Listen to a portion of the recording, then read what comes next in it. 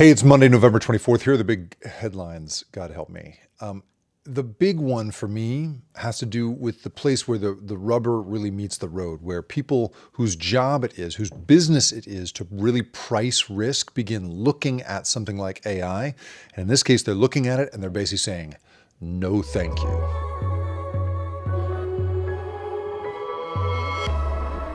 This is a story about insurers. So basically, the three big insurers, the major insurers in the world, a trio of them. This is AIG, Great American, and W.R. Berkley. These are major carriers. And what they are doing, according to the Financial Times, is they are petitioning U.S. regulators to basically say, don't make us include AI-related liabilities in our corporate policies. We don't want to have to be responsible for losses stemming from problems with AI. And this is because they say they just can't price it.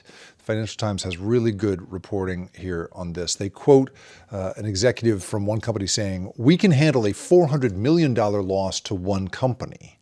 What we can't handle is an agentic AI mishap that triggers 10,000 losses at once." And this is because these companies are really spooked by what they're seeing in the AI landscape. I mean, we already know, right, that Google's AI overview system falsely accused a solar company of legal troubles earlier this year, which triggered a big $110 million lawsuit.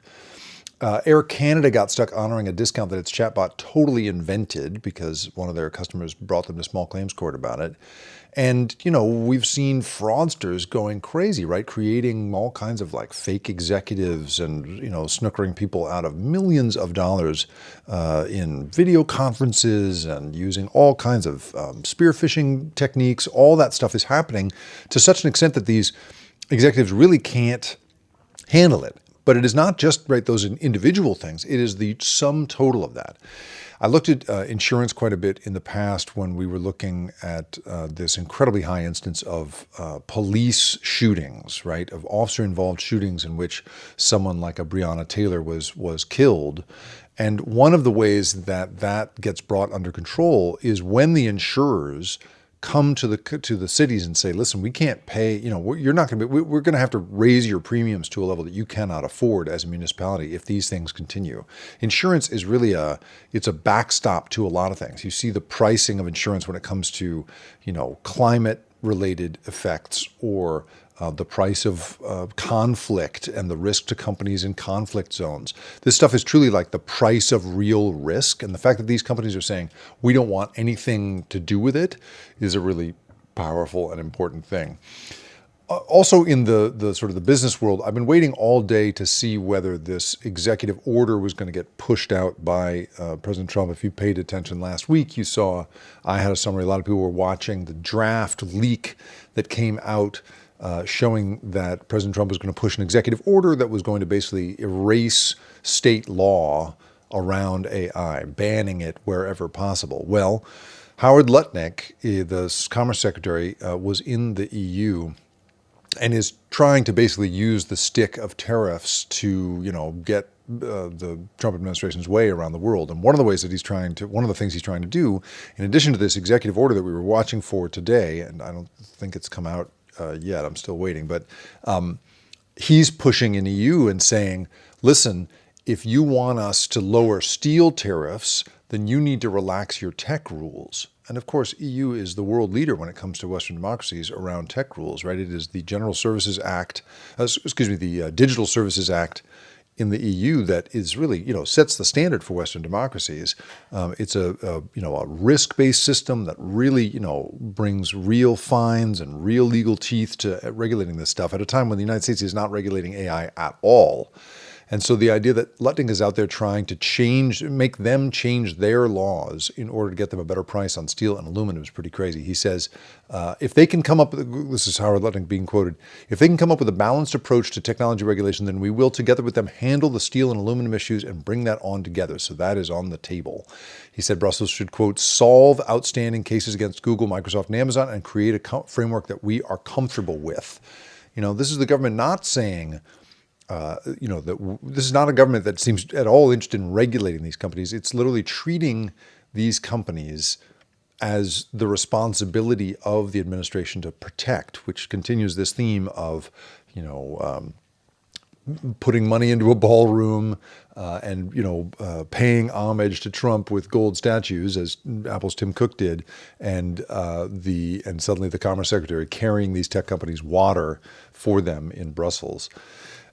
Another big story that has jumped out for me is there's a lot of really important and powerful reporting going on about data centers, right? The data centers around the world are becoming both, an incredibly powerful and important part of how major tech companies are getting their AI inference problem solved, right? If you're going to answer all the demand for AI around the world, then you need these huge and incredibly expensive and energy intensive data centers. Well, they're putting them all over the place. And Mumbai, according to The Guardian, it has a great report, is seeing new data centers put in some cases in their absolutely filthiest neighborhoods already, which is, it's really like, it's creating the requirement that India has to keep its coal plants going, which means at a time when India is trying to phase that stuff out, right, would really like to not be polluting its cities with coal fire any longer,